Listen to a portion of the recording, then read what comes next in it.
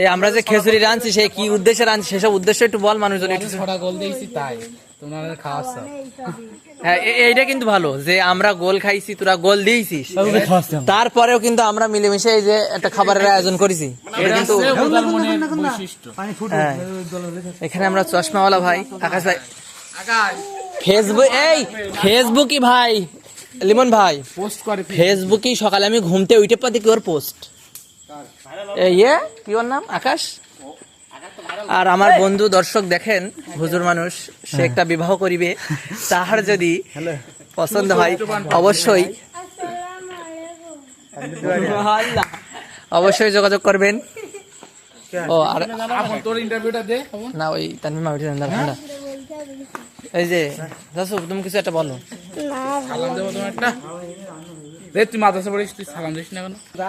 তামিম ভাই আপনি যে এই রান্না করছেন এত পরিশ্রম করে শরীর দিয়ে তেল বেরিয়ে আসছে, আপনার অনুভূতি। আমি ভাই আরেকটা জিনিস বললা, তুমি কলকি থাকা অবস্থায় 3টা না 5টা গোল খাইলে, এটা বলো। আমি তো কর্নারে খেলিলাম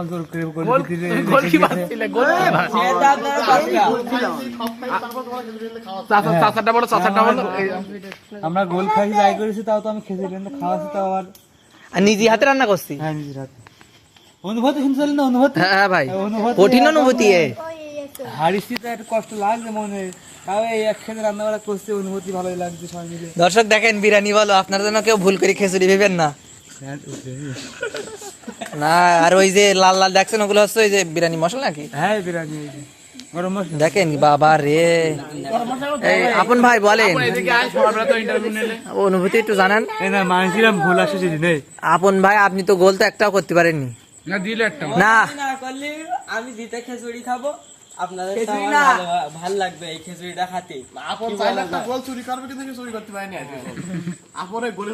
রিয়াদ তো সেই শহীদ আপনি কি আপনি দিও বলেন ভাই আপনি। ওর মতন কাটিং, ওর মতন চেহারা, ফুটবল খেলে ভালো, ক্রিকেটও খেলে ভালো। বাবা রে